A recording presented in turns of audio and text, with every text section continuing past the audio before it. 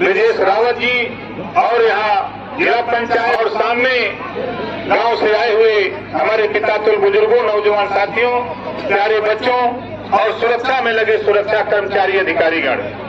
देखिए, स्पष्ट बात है, जो मंशा लेकर के हम लोग इधर घूम रहे हैं, मंशा सरकार की जो योजनाएं दिल्ली से तय होती हैं, वो योजनाएं आप तक पहुंचाने के लिए हमारे बीच में आपने देखा कि आपके गांव में हमारे सीडीओ साहब आए हुए हैं। जोरदार ताली बजा के इनका स्वागत करिए। आपके जिले के विकास के लिए आपके दरवाजे तक जिले के अधिकारी क्यों आ रहे हैं?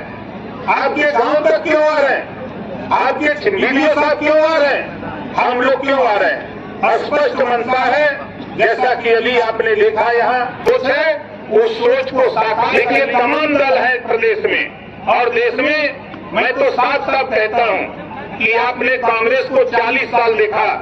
आप बताओ, कांग्रेस पार्टी कभी आपके गांव में कभी कैंप लगा के अपनी योजना बताने का काम किया था? वो लोग कभी कैंप लगा के बताने का काम किया? 19 साल तक बसपा और सपा की सरकारें यूपी में रही। कभी योजनाओं का लाभ जो प्रदेश सरकार की योजनाएं थी, वो आप तक पहुंचाने के लिए आपके दरवाजे तक आने में लोगों को भय लगता था। इस नाते कि क्षेत्र से विधायक गायब रहते थे, सांसद गायब रहते थे। आज तो मोदी जी और योगी जी के नेतृत्व में हमारे चाहे सांसद हो, विधायक हो, एमएलसी हो, राज्यसभा हो, चाहे प्रमुख हो, चाहे जिला पंचायत हो, चाहे ग्राम प्रधान हो, आपके दरवाजे तक योजनाओं का बराबर काम कर रहे हैं, बराबर काम कर रहे हैं। इस नाते हम प्यारे बच्चों, आपसे एक बात कहूंगा, विद्यालय परिवार, विद्यालय के हम अपने प्रधानाचार्य और सभी अध्यापकगण को धन्यवाद देता हूं कि आपने यहाँ कार्यक्रम विद्यालय में चलाया। और एक बात मैं प्यारे बच्चों और पितातुल बुजुर्गों, नौजवान साथियों, माता और बहनों, एक बात देखो, मैं कहता हूँ, शिक्षा शेरनी के दूध के समान होता है। जो शिक्षा रूपी दूध को पी लेता है वह शेर की तरह दहाड़ता है, जो शिक्षा रूपी दूध को नहीं पी पाता है वो जानवर की तरह दर दर ठोकर खाता है। इस नाते कभी भी आपके घर में बेटा बेटी कभी भी इतनी ऊर्जा ताकत बेटा को पढ़ाने में लगाते हो, उतनी ताकत ऊर्जा बेटी को भी पढ़ाने में लगाओ। बेटी पढ़ती है तो बेटी पढ़ती है तो 2 परिवार सुधरता है, बेटा पढ़ता है तो 1 परिवार सुधरता है। बेटी जब तक मायके में रहती है, माँ बाप भाई की सेवा करती है।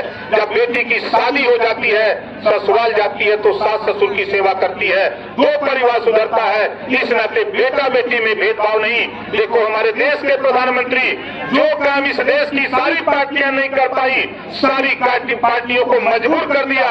हमारे देश के प्रधानमंत्री 35% आरक्षण महिलाओं को राजनीति में ला करके खड़ा कर दिया।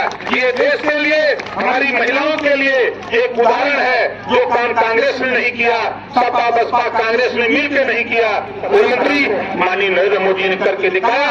100 में 33 महिलाएं जीत करके अब विधानसभा और लोकसभा में जाएंगी।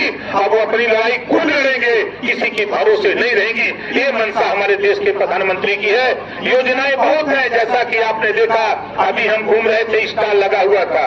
मुझे तो खुद ताजुब हुआ कि एक प्रोडक्ट आया है और उस प्रोडक्ट को मैंने देखा, जो हम बोरी में यूरिया लेते हैं, बोरी में यूरिया लेकर के, हम भी किसान के बेटे हैं, साइकिल पे लाद के, सर पे लाद करके हम लोग खेत में ले जाके छिड़कते थे।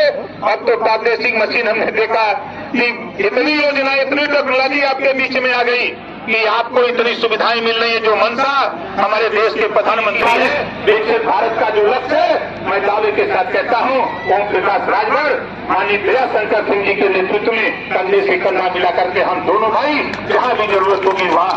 ये उत्तर प्रदेश के 75 जिले छोड़ दो, आप बिहार हो, सीवान बिहार हो, चाहे बंगाल हो, तमिलनाडु, केरल, आंध्रा, पंजाब, महाराष्ट्र, गुजरात, देश के किसी कोने में ओम प्रकाश राजभर अपनी पहचान बनाने में और सहयोग देने के लिए तैयार है।